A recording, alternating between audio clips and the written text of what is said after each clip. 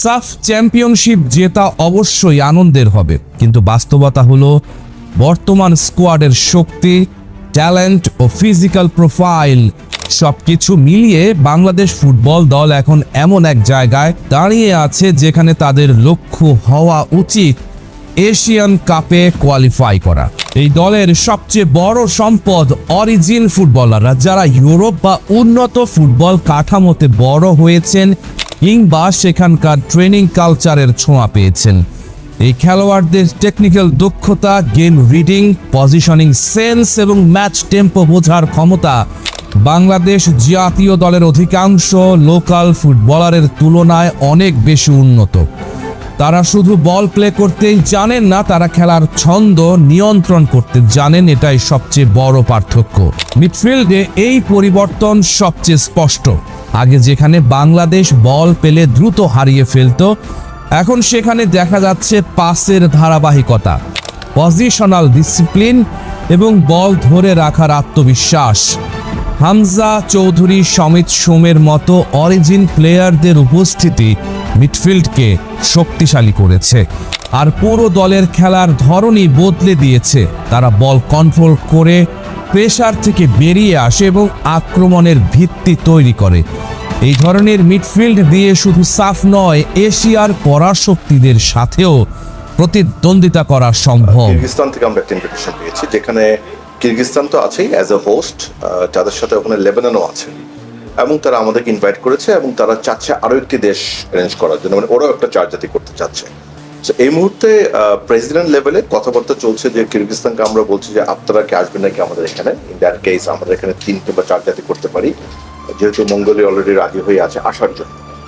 আর আরেকটা অপশন ওনারা আমাদেরকে বলছে যে আপনারা কোনো করার দরকার নেই, আপনারা এখানে চলে আসেন, যদি নেসেসারি হয় তাহলে আমরা যেহেতু লেবানন অলরেডি আছেন, আপনারা যদি আসেন মঙ্গোলিয়া কিংবা অন্য কোনো দেশকে আমরা আমাদের এখানে ইনভাইট করতে পারি। সো এই ডিসকাশনটা এখন চলছে। সো এই মুহূর্তে প্রিসাইসলি কিছু বলতে পারছি না, বাট এতটুকু বলতে পারি যে সেপ্টেম্বর উইন্ডোতে আমরা মিনিমাম 2টো, বাট মোস্ট লাইকলি ইনশাল্লাহ 3টে ম্যাচ খেলার জন্য, যেটা আমাদের সাফের প্রস্তুতির জন্য হবে, সেটা নিয়ে আমরা কাজ করছি। হামজা চৌধুরী এই দলের ডিফেন্সিভ শিল্ড হিসেবে কাজ করেন। তপু বর্মনের মতো হার না মানা যোদ্ধাও রয়েছেন। ডিফেন্সে এসেছে দৃঢ়তা। আগে যেখানে বাংলাদেশের রক্ষণ ভাগ ছিল অনিশ্চিত, এখন সেখানে দেখা যাচ্ছে কম্পোজার এবং সংগঠিত defensive structure, build up play, long ball distribution এবং ডিফেন্স থেকে আক্রমণে রূপান্তরের দক্ষতা দলকে আধুনিক ফুটবলের পথে নিয়ে যাচ্ছে। আক্রমণ ভাগে সবচেয়ে বড় পরিবর্তন আসছে। থমাস ডুলির তুরুপের তাস হতে পারেন ফারহান আলী ওয়াহিদ, সাথে জায়ান হাকিম আর ট্রেভর ইসলামরা জুড়ে গেলে ফাইনাল থার্ডে গিয়ে বাংলাদেশ দলকে আর বিভ্রান্ত হতে হবে না। Wing play, cutting, through ball সবকিছুতেই আসবে বৈচিত্র্য, স্পেস তৈরি হবে। তারা ডিফেন্ডারদের টেনে বের করে অন্যদের জন্য সুযোগ তৈরি করার বিদ্যাটা জানেন। এটাই আধুনিক আক্রমণ ভাগের মূল দর্শন। আমরা 5 জন অরিজিন প্লেয়ার নিয়ে কাজ করছি ওই পার্টিকুলার উইন্ডোর জন্য। তার মধ্যে একজন তো ফারহান আলী ওয়াহিদ, আপনি জানেন, যার প্রাইমারি কাজ হয়ে গেছে। এখন উনি ইনফ্যাক্ট এই উইকটাতে আছেন ইউকেতে। আমরা চেষ্টা করবো ওনাকে এই উইকে লন্ডনে হয়তো পাঠিয়ে ওনার কনসুলেটে ওনার পাসপোর্টের কাজ শুরু করার জন্য বায়োমেট্রিক্সে দেওয়া হবে। সো ইনশাল্লাহ ফারহান ইজ দেয়ার। এর বাইরে জায়ান হাকিমের প্রাইমারি কাগজপত্রের কাজ আমরা শুরু করেছি এখন। সো আমার ফেডারেশন থেকে বলা হয়েছে যে 2 মাস লাগবে। So let's see, most likely আমরা পাবো তাকে। কোনো কারণে মিস হলেও সাফে ডেফিনেটলি তাকে পাবো, বাট আমরা চেষ্টা করবো সেপ্টেম্বর উইন্ডোতে তাকে রাখার জন্য ইনশাআল্লাহ। এর বাইরে আরো 3 জন প্লেয়ারের পুরো ডিটেলস, ভিডিও এন্ড এভরিথিং দুলি সাহেবের কাছে আছে। আই বিলিভ উনি 3 জনকেই ডাকবেন। তার মধ্যে আসলে কয়জন কোয়ালিফাই করবে that is not on me, but I believe যে 3 জনের মধ্যে আমার বিশ্বাস 3 জনকে আমরা সাফের আগে পাবো। বাট আমি খুব চাচ্ছি মোস্ট লাইকলি একজনকে হয়তো আর এডিশনাল একজনকে সেপ্টেম্বর উইন্ডোতে আমরা পেতে পারি।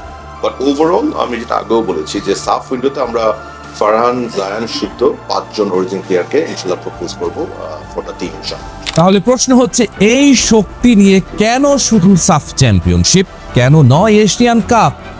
এশিয়ান কাপের কোয়ালিফায়ার এখন আর বাংলাদেশের জন্য অজেয় কোনো পাহাড় নয়। সঠিক পরিকল্পনা, ধারাবাহিকতা এবং ট্যাকটিক্যাল ডিসিপ্লিন থাকলে বাংলাদেশ সেখানে জায়গা করে নিতে পারে।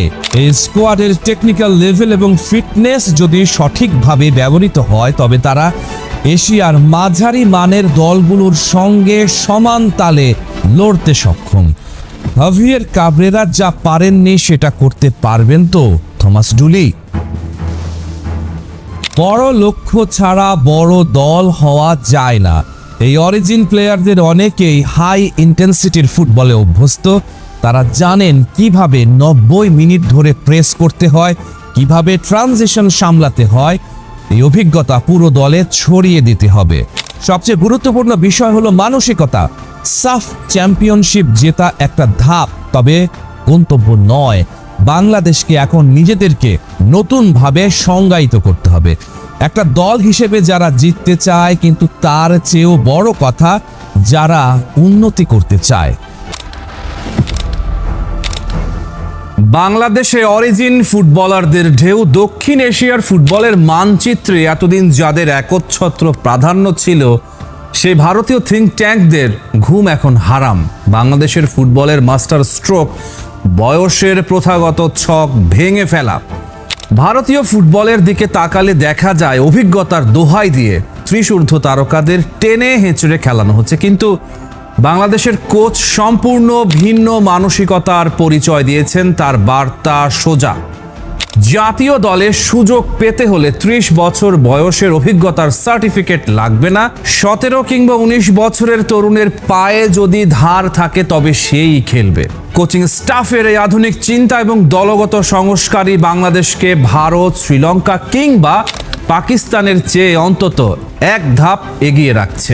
আন্তর্জাতিক মানের থিঙ্ক ট্যাঙ্ক এবং ফরেন অ্যাসিস্ট্যান্ট কোচদের অন্তর্ভুক্ত করে লাল সবুজের দল এখন ব্যক্তিগত বায়াসনেস বা অভ্যন্তরীণ প্রভাব ছাড়াই ইউরোপিয়ান ঘরানার পেশাদারিত্ব প্র্যাকটিস করছে। বাংলাদেশের মূল শক্তি ছড়াচ্ছে ইউরোপিয়ান ফুটবলের আঙিনায়। হামজা চৌধুরী, ফারহান আলী ওয়াহিদ, সমিত সোম কিংবা বিশ্ব মঞ্চে সাড়া ফেলা কাভান, সুলিভানের মতো ফুটবলাররা বাংলাদেশকে ফুটবলে এক অনন্য উচ্চতায় নিয়ে গেছে। ফুলহ্যামের ফারহান আলী ওয়াহিদের পরিসংখ্যান যে কারো চোখ ছানা বড়া করে দেবে। প্রিমিয়ার লিগ 2-তে 21 ম্যাচে 10 গোল এবং 4টি অ্যাসিস্ট, তাও কিনা প্রিমিয়ার লিগের বিশ্বমানের ডিফেন্ডারদের বিপক্ষে। এই লেভেলের একজন উইঙ্গার যখন উইং ধরে গতি বাড়াবেন তখন প্রতিপক্ষের রক্ষণ ভাগে ভূমিকম্প হওয়া স্বাভাবিক। কেবল ফারহান নন, কাভান, সুলিভানের বুটে আমেরিকান, জার্মান ও বাংলাদেশি পতাকার উপস্থিতি প্রমাণ করে বিশ্ব ফুটবলে লাল সবুজের শেকড় কতটা গভীরে ছড়িয়ে পড়ছে। আসন্ন সাফ চ্যাম্পিয়নশিপে বাংলাদেশ ভারত ম্যাচ নিয়ে উত্তেজনার পারদ চড়ছে। এটাই হতে যাচ্ছে সাউথ এশিয়ান এল ক্লাসিকো।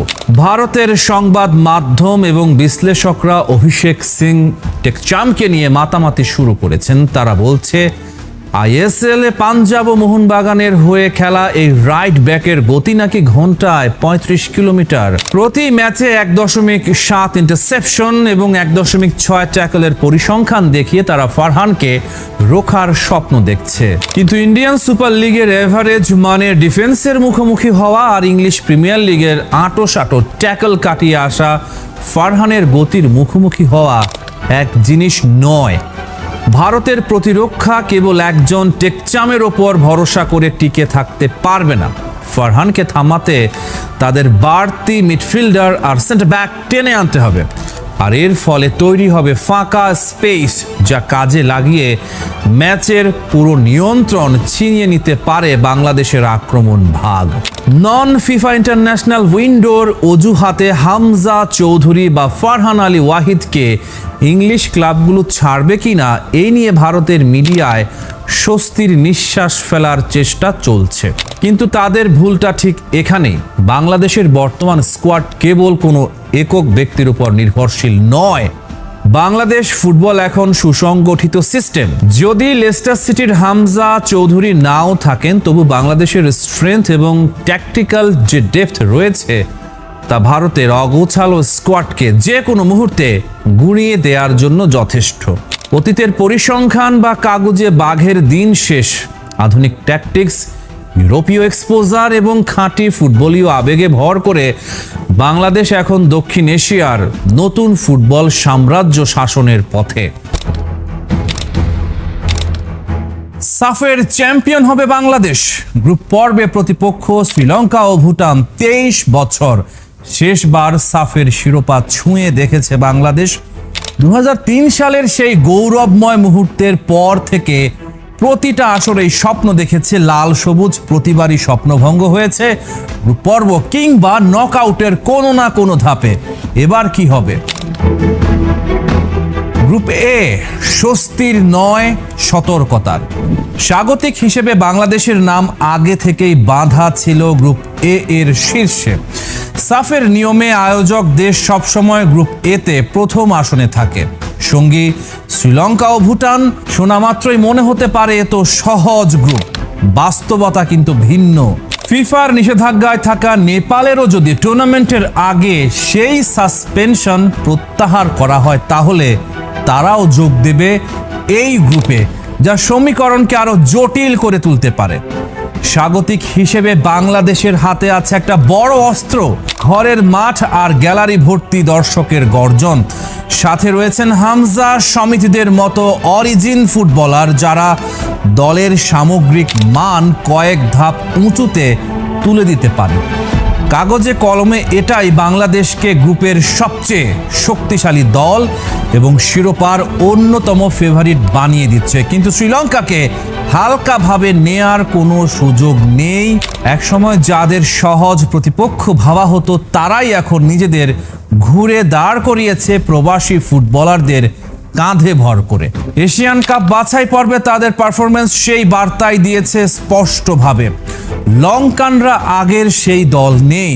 অনেক বিশ্লেষকের মতে গ্রুপে কে শীর্ষে থাকবে তার ফয়সালা হবে বাংলাদেশ শ্রীলঙ্কা মুখোমুখি লড়াইয়ে। আর ভুটান নামের ভারে বিভ্রান্ত হওয়ার সুযোগ নেই। সাম্প্রতিক বছরগুলোতে হিমালয়ের এই দেশটি একের পর এক অঘটনের জন্ম দিয়েছে। দক্ষিণ এশিয়ার ফুটবলে তুলনামূলক শক্তিশালী প্রতিপক্ষের বিপক্ষেও পয়েন্ট ছিনিয়ে নেয়ার সামর্থ্য তারা বারবার দেখিয়েছে।